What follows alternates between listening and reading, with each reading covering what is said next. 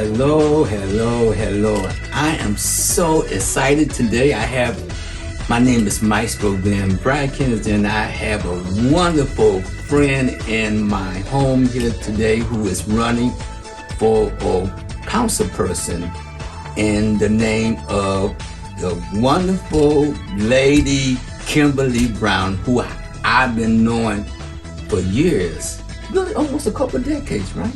Well, I'm not that old, but if you want to say a couple of decades, then I guess we can do that. Well, I've been a couple of decades. Only for you. When I first met this lady, I met her through a friend, but when I saw her again, you was in the street then working.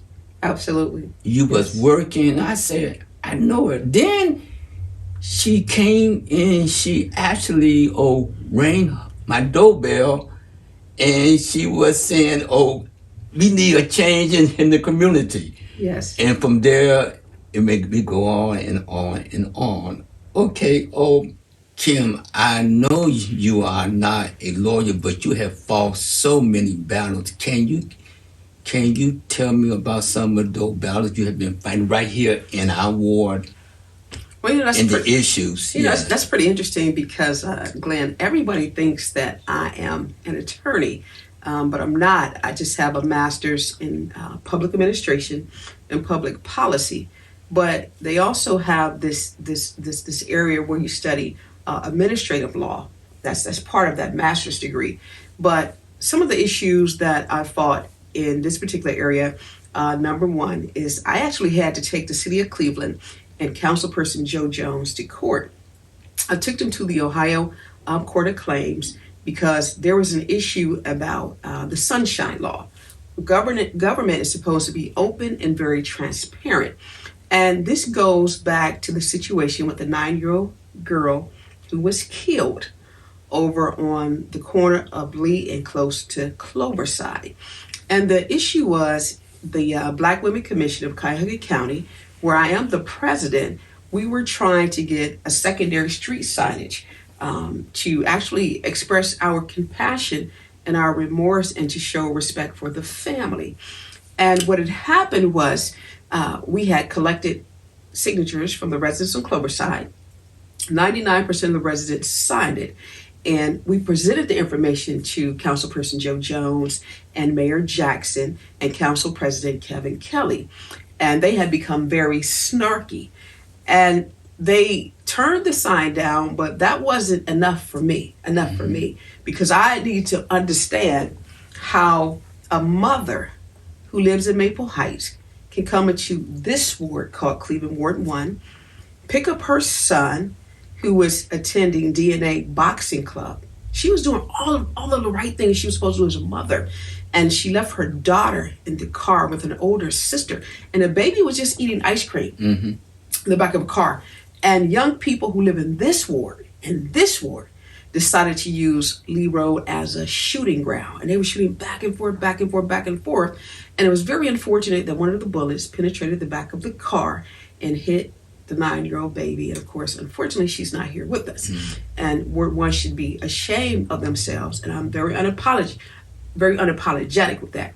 So basically what happened, Mr. Jones told us that he was going to bring this issue up in council come back September, and that was in 2018. Well, when we went to the council meeting, he reneged on his promise to the Black Women Commission as well as the family. And I knew there was some shiggity boo, I don't curse, but I use the term shiggity boo, that was involved with this. And as I began to do my research, I found out that Mr. Jones had this meeting at the Harvard Community Center with people who didn't even live on Cloverside. And he held this vote denouncing the opportunity for the family to get a secondary street sign. Well, when I asked them for this information, they frowned upon it and the city refused to give it to me. So that's not the end of a situation when it comes to protecting our community. So what I did, I went to the Ohio Courts of Claim and I filed my petition, I filed my legal affidavit, and we were able to make the city of Cleveland and Mr. Joe Jones give us that information. And this is when I found out how disrespectful he was to the family. It wasn't about politics. It was about a personal situation that he had going on. And basically, it boiled down to this. The only reason why the family probably didn't get to sign is because Kimberly Brown was involved. See, because sometimes the ego gets in front of the right thing to do. If he would have thought about the situation and if he would have proposed it, it probably would have happened. And that's very petty to me. But understanding the law, when you have the Sunshine Law, everything is supposed to be very open. So when the city tried to close me out, I had to fight them in a legal capacity, and I won. Okay. Oh, on that note. Yes. Oh. But I'm not an attorney. Okay. On that what? Yes. What you just said. You just took all my notes and just scrambled them all around. But that's okay. I'm sorry. That's okay. It's good. Okay. Speaking of, how long have you actually lived in Ward 1, and what are some of the changes that you see that you are not so pleased with, or you think that could be better? I don't want to get into pointing fingers, but I think so and so needed. But I mean, from your perspective as a person who lives in Ward 1. Well, let me say this to you. It's never about pointing fingers. When you have someone in the position, it becomes their responsibility. So it's never about pointing fingers. It's just, here's what it is. Mm-hmm. If I was in a position and the neighborhood was going down, it's not about pointing a finger at Kimberly Brown. Kimberly Brown took that lead. She's up to him. It is her responsibility. And if you don't want people to say it's your responsibility, then don't run for the seat. Don't hold a certain office. So I'm going to leave that there. So I guess you get into being accountable. Absolutely. Okay. Absolutely. So going back to your question, I've lived in Cleveland Ward 1 for 16 and a half, 17 years. Mm-hmm. I live on Lotus Drive. Mm-hmm. And prior to me living on Lotus Drive, I stayed on 138th Street off of Harvard. Mm-hmm. And when I first came into Cleveland Ward 1, it was a nice neighborhood. Mm-hmm. Very nice. And I know. I haven't been living in Ward 1 alone as you have. Okay. I came from the Cleveland Clinic Ward over there on Cedar, but my grandmother's been here for the last 40 or 50 years. And when I was coming over here, mm-hmm. I used to think this was like the best community in the world to be in. It really was. The thing about Ward 1 that made Ward 1 so spectacular was the fact that a lot of people did not want to go into the suburb. They wanted to live right here in Cleveland Ward 1 because it was like the mecca for African Americans who were doing well. Yeah. You would drive down Harvard and you would think that you were like in a Beechwood. Yeah, right. You know, a Westlake, right? You would have, Lee Road, and that was the business district. And you had viable businesses there, mm-hmm. and you had the cleanliness. You have the quadrant here, which is, the Lee Harbor quadrant when you got the four corners. Mm-hmm. Everything was immaculate. Mm-hmm. Crime was extremely down. People were friendly. You had people who were so concerned about that grass that every single lawn was manicured. You had young people who were respecters of the seniors and the homeowners. You didn't have people parking on the grass.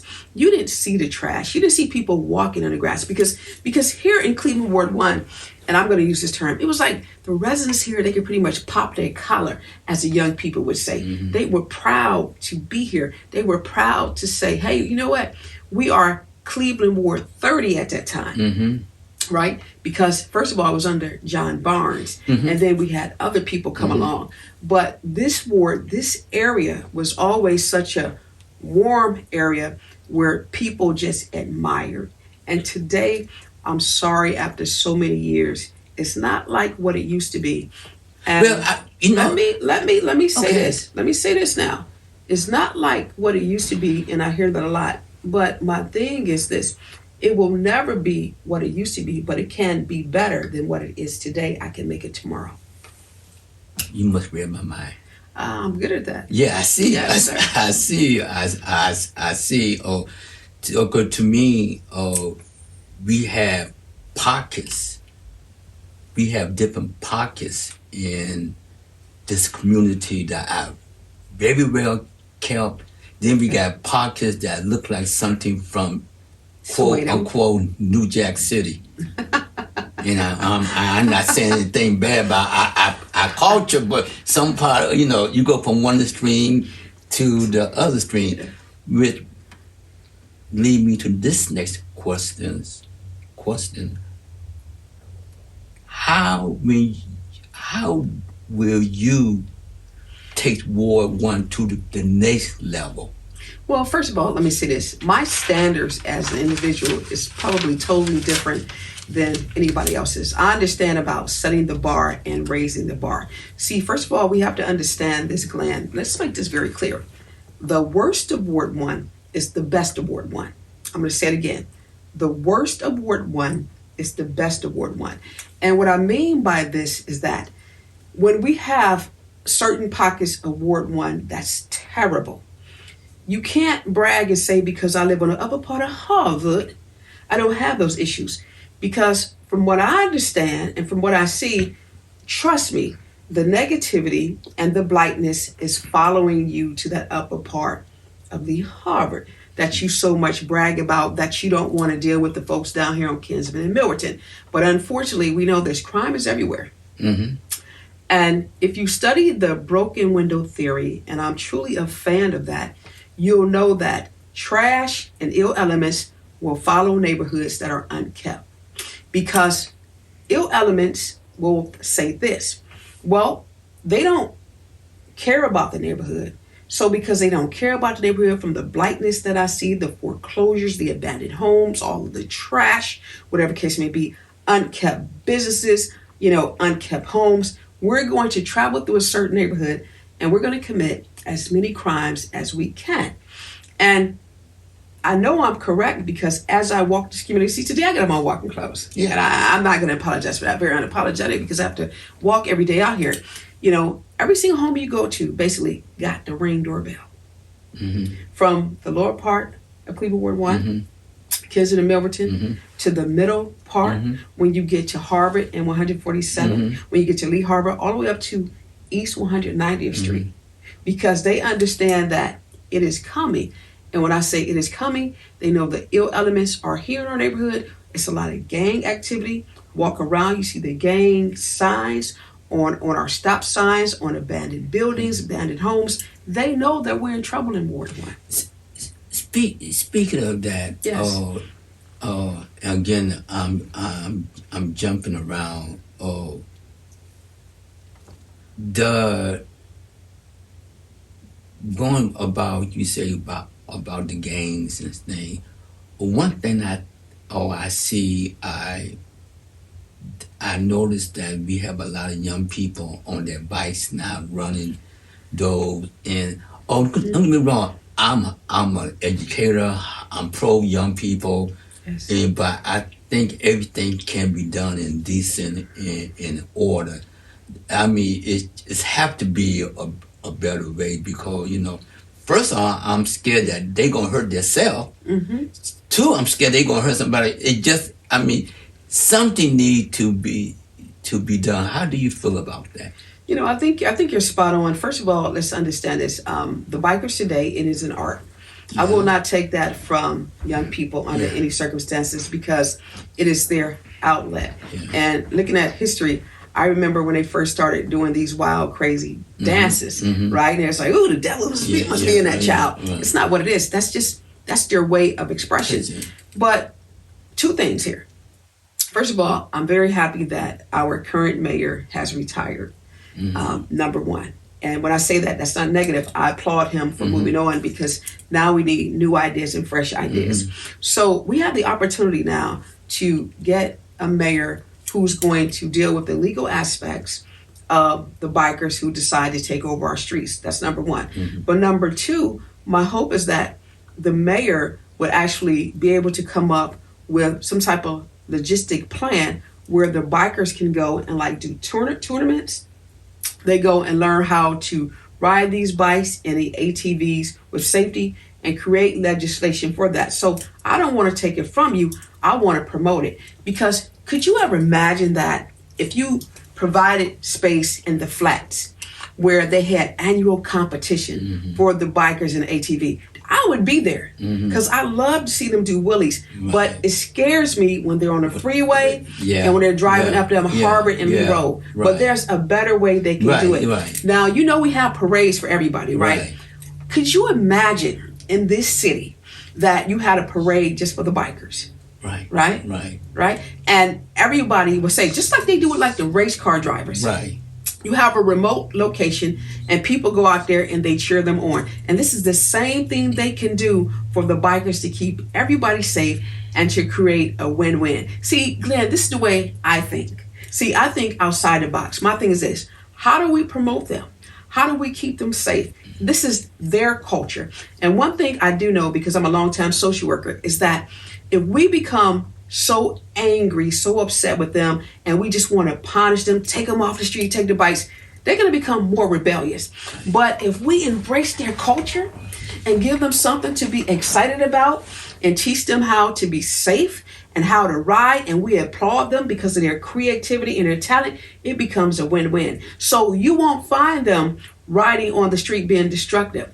You'll find them saying, you know what, I can't wait for that next annual competition because I'm going to come home with that crown.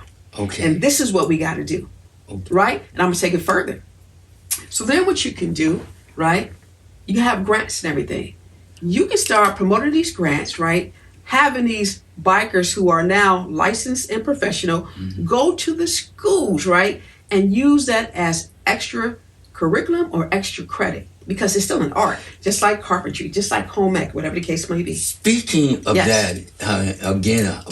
and I hope no one steals my ideas once they see this, although I know they will, but again, they're going to charge you credit for it. I had this question on down the road for you, but now, speaking of our youth, is this...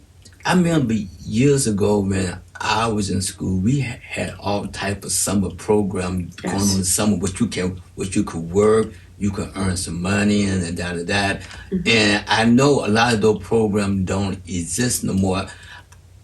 I think, and this just me as my profession as an educator, when you don't have plans for youth to do, they don't have. Their mind just, it's not, you don't have that creativity going. What plan could you get to help our youth during the summer with employment or, or on issues on that level? Well, here's my thing. Like you, I've worked with young people since the day I got out of college. All right. I've been working with young people, and one thing that I realize is grown folk have a tendency to talk about what young folks want and what they need. I hate to tell you this, Maestro, everybody doesn't want a job as a young person. They really don't. Sometimes they just want to get into their talents and their activities, and they want to learn their trade. A lot of our young people are into the arts, and we still have some who still like to read and write, do simple arithmetic. So my thing is that we have to tap into their skill set, their skill level, and we have to learn to back off. It's not about what Kimberly F. Brown wants, James to do. It's about what is it that James wants to do that Kimberly Brown can help promote and produce, you know what I'm saying, and provide the necessary resources to make it happen. And when we do that, our young people will respect us, and therefore they'll start doing the stuff that they want to do, and it's our jobs as adults to embrace them. Now, I have walked Cleveland Ward 1, not once, not twice, not 3, but 4 times. And I've met a lot of young people, and let me say this, and I'm going to be very respectful when I say this. Some of the young people that I've met, I've had their mothers and their fathers on my caseload when I was a social worker, when I was part of wraparound services, because my job was to prevent them from being incarcerated. So my relationship with them is totally different than other people because I know how to engage, and because I wasn't a dirty social worker, I'm highly respected in that area. But more so, I have young people now that I mentor in this community. They like politics. They like walking. They like talking. They want to talk about how come the dynamics in the community has changed from when their grandmother and grandfathers, were alive. So we have to learn how to tap into their skill set. But here's what I'm going to do in the event that Ward 1 decides that I'm the right person for this community. I am actually going to have a mentorship consortium, under Kimberly F. Brown, council person. And basically what that means is this: if you want to learn politics, community engagement, I'm here. If you want to understand how this bike thing works, then I'm here. If you want to get connected with the arts and you like to rap, sing, and dance, I'm here, because I'm going to make sure that we have all of the resources in our council office. See, our council office is not about just answering phones, trying to see me. It's about, what do you want to do in this community to help it grow? Right. What do you, not what Ms. Brown wants, what do you want to do? Because I'm going to tell you this, it amazes me how many young people who are into landscaping, because they know there's big money in landscaping, right? In this community alone, right? $35, $45 a grass, do 10 a day, do the math on that. So they think it's like, Ms. Brown, how do I get set up with that? Well, we're going to work that out together and figure that out. So you talk about employment. I'm talking about them being entrepreneurs. Well, right? I said, okay, when I was speaking of entrepreneur, when I remember a few years ago, I'm not going to tell before I was born, a few years ago, okay. I got a big grant from, I helped to organize the art program across the city with kids were using the dance and the writing, that, but it was connected with a grant. So not only did they do what they wanted to do, but they got a stipend or got paid. Awesome. So that's what I was talking about. Going back, I had something really bother me about this community the most. And growing up, I used to think it was the place to be, and was the Lee Harbor Shopping Center. I just come over and visit my grandmother, and she would take me up there, and to me it was just a world within the world. Now I know everything changed and nothing stayed the same, but the things I see going on, and all that is not just, we just can't put all this on when you become the councilwoman. It takes, like President Obama once said, if you that concerned, get you a clipboard and hit the streets, and what you do. But I mean, we got to do something about that. I mean, people are scared, people are nervous. It's a lot of all type of activity going on, and that's a wonderful place. To me, it's one of the heart of this community. I would agree. Can you expound on that? Yes. Yeah. I mean, how can we do to? It would never be the same, but how could we make it where everybody can enjoy I think, Glenn, what has to happen is that we have to have a very strong partnership with First Realty. First Realty, they're the owners of the Lee Harbor Plaza number 1. And I must say that it is because of the Black Women Commission of Cuyahoga County that you have security up there now. We actually work, my organization, we work with the owners to get that done. And we also submitted a proposal to help them clean up. So here's what I would like to see. I would like to see a stronger partnership, because the things that you mentioned, those are things got to be taken care of.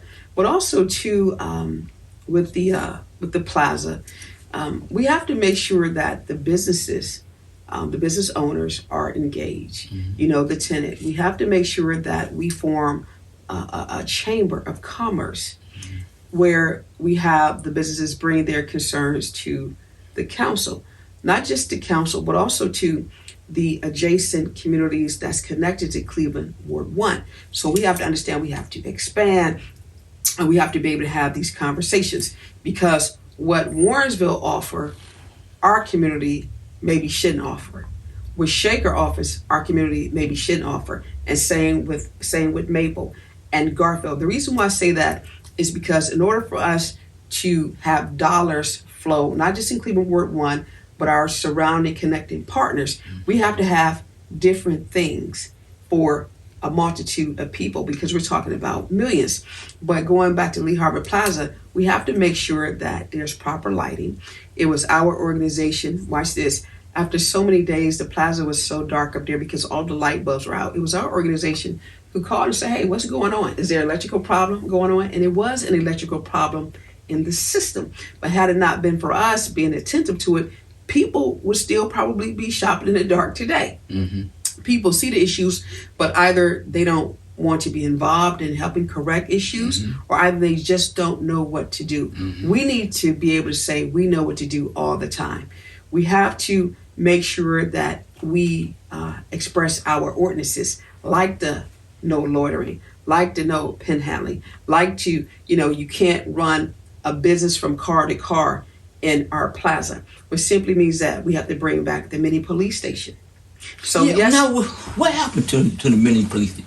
Honestly, I can't tell you because I just can't tell you, and I'm not going to make up something. Okay. I just know that they're not there. All right. However, I'll tell you this, Dave's Supermarket, mm-hmm. they actually have a little station for the police to go in to like wash their hands, use the restrooms, uh-huh. get something to eat, something like uh-huh. that a lot of people don't know of, and the police officers really don't use it. I want to impress upon the police, first of all, that I want to engage with them. When I say engage with them, I want to make it so friendly for the police, so friendly for our young people that the police who are stationed in Cleveland Ward 1, you know them, I know them, we know them, our young people know them. The way we clean up the plaza around there is that I just don't want our police sitting in vehicles, traveling. I want them to get out the car and shake hands, walk around with me, talking to the young people in a non-threatening manner. I should be able to know your name. Johnny and Keisha, what y'all doing today? What are y'all doing today? We right? have data that system does work, yes. Because when I was growing up, I knew the policemen in my neighborhood. I did too. I knew by their first name, or officer yes. so and so, or officer so. Mm-hmm. Yeah, right. But before that, let me tell you the connection. Now, from the plaza and our young people, we have John F. Kennedy, right? We have mm-hmm. Whitney Young, we have right. Citizens Academy, we have our school, yeah. we have Jamerson, we have A.J. Rickoff. So what we do to clean up the plaza and the neighborhood, we actually form a very strong partnership with the council office, mm-hmm. the police, our school teachers, and our right. administrators, and our student government mm-hmm. office. And what we do, we build a coalition, especially with our student government office, because all the schools have a school president, right. vice president. We actually get them involved in everything that the police is doing. And then here's a part that people don't get, but I get it. You just don't reach out to student governance, but I also want to reach out to the individuals in the school that aren't doing so well. Mm-hmm. The ones who always seek attention. We bring them aboard. Mm-hmm. So when I talk about leave no child behind and community engagement, that's exactly what I mean. I don't just focus on the A's and B's because I really like the F and D's. Mm-hmm. I do. Mm-hmm. Because here again, I'm saying it's the worst award one, mm-hmm. it's the best award one. And we got to learn how to build people up and empower them. You understand? Okay. We can't do that if we ignore them. We can only do it if we engage them. And that's what Kimberly F. Brown is about. Okay. Yes. Now, this question mm-hmm. I want to ask you, I did not, okay. I talked with my co-producer on this, By the way, Kim, I'm not going to mention his name, but Kim did not receive any of the questions ahead of time. So she's doing this from her heart and from her soul. But how will you engage when you become councilwoman? Okay. How do you engage those people who was not on your team to be that you are part of this team that I'm on now? Just because That's a great question. Just because I watched CNN. No, just kidding. Right, that's a great question. But no. I mean, how do you? how do you engage them? Because when you become council person, you're gonna need everybody. Those who or who voted for you, like myself, and those for you all who was maybe calling you a bunch of names that didn't vote for you. That's not right, but yes. But you still going to need them on your team. And I want you to answer that. I have a plan for that. I think Joe Biden said it best. He says, I'm still going to serve you, although you don't like me, you despise me, but you don't even know me. So I'm already thinking about that because we do plan on being victorious. And let me say this very open. My first outreach will be to Mr. Joe Jones, without a doubt, because it's not personal. It's about our community. So we got to make sure that happens. But more so because I walk the streets, I pretty much know where my non-supporters are. And my thing is that I am going to take the initiative to reach out to them. I'm not going to wait for them to reach out to me. I am going to knock on those doors and have a meeting just with the non-supporters.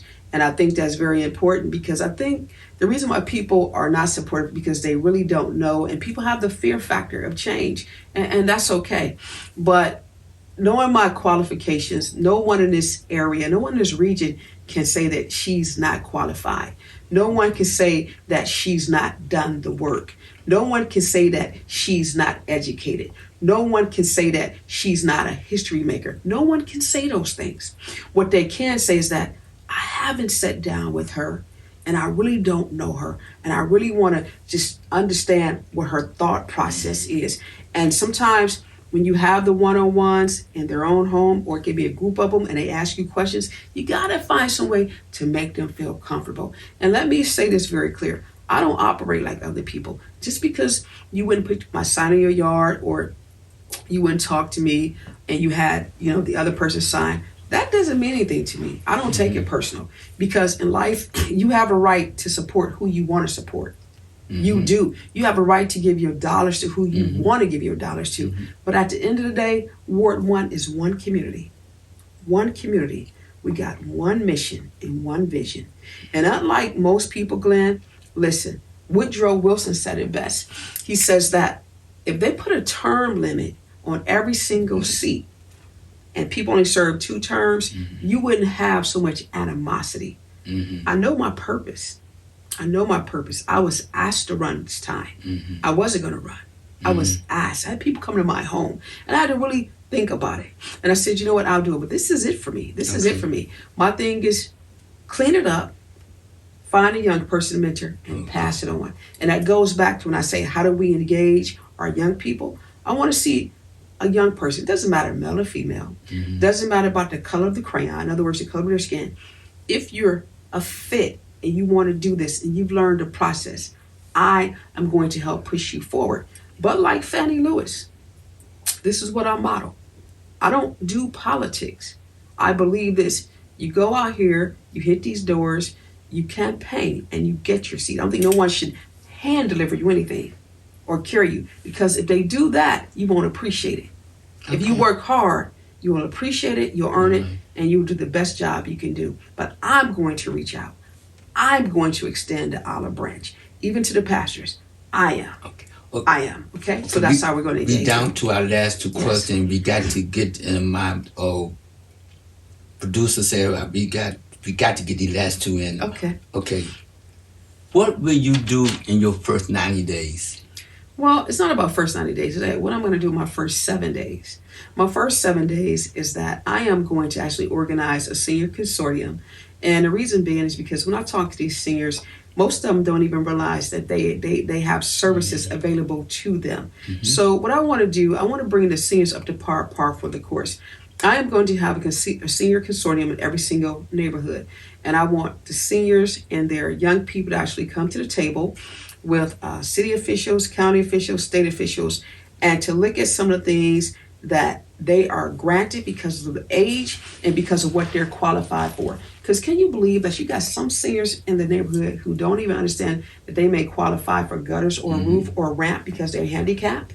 There was a situation over on Ramsey where I met a man who definitely did not like politics, but he likes me now. For 8 months, he had bed bugs. and he couldn't get help from the city, the council office, the state, or the county. But Kimberly Brown, our team, we got that done for him in 2.5 weeks, and he had been trying for 8 months. You gotta know how to navigate system. This job here is about social services and social justice and legislation. And you have to be able to engage the community. And you must be able to be that liaison between the residents and City Hall. So I bring the dynamics of what this position really qualifies for this position. But that's my first 7 days, not 90. Okay. And then come December, we're gonna do something so fabulous that I will not mention on here. I cannot mention. That's going to bring Cleveland Ward 1 up until 2022 like never, ever, ever been seen before, where the residents from the newborns to the old people or the senior people will get so excited about living here now in Cleveland Ward 1. Oh, I got something for them. Okay. Not 90 days. All right. Not at all. Oh, Kim, I want you to look right into that camera over there. And okay. Well, before you do that, Yes. my last question for you. How will you engage with the new administration of our city? Whoever he I'm going to be awesome. That's going to be may great. Listen, one-on-one conversation. I'm excited again because we get the opportunity to get a new mayor. And I'm going to tell you something, Glenn. I am the only one in the region that has a safety plan about how to rid our cities from thug culture. Okay. And it was featured in the Cleveland Plain Dealer in 2007, 2009. It was updated in 2017. I am so excited to hear their ideas and to share some visions and submission. But the main thing is that, hey, I'm not a person to go along and get along. I'm a person that I got you as long as you got Cleveland Ward 1. But I am ecstatic. And I got my dime on somebody and I'm praying that person get in. But even if my person don't get in, it goes back to this. It doesn't matter who it is. I'm going to work with that person. But more so, I'm going to work on behalf of the residents of Cleveland Ward 1. And that comes first. I think that's a wonderful way to end this short time with our new councilwoman on the rise. Okay, I'm speaking it into existence. You've been with Maestro. My name is Maestro Glenn Brackens, and I had the wonderful candidate for Kimberly Brown, who is running for council person in Ward 1. Kim, I want you to know I'm asking all of my friends and all of my supporters who have supported me through my concerts and performance, who live in Ward 1, let's go out and make this a reality. And Kimberly, in my closing statement to you, I want you to look into that audience and tell Ward 1 just in 1 minute why you should be our next council person. Well, Cleveland Ward 1, I come to you with a multitude of skill sets, and I'm quite sure the majority of you guys have received my literature. And I know some people are saying, there's no way in the world she's done all of that. I've done a whole lot. Cleveland Ward 1, I will be an activist for you. I will be a legislator for you. But Cleveland Ward 1, keep in mind that Kimberly F. Brown, I care about you. I will keep you safe. I'm transparent and I'm open. And of course, I'm asking you for your vote on Tuesday, November 2nd. Once again, my name is Kimberly F. Brown. And radio, they say Brown, Brown, Brown. Simply Brown. Cleveland Ward 1. Thank you.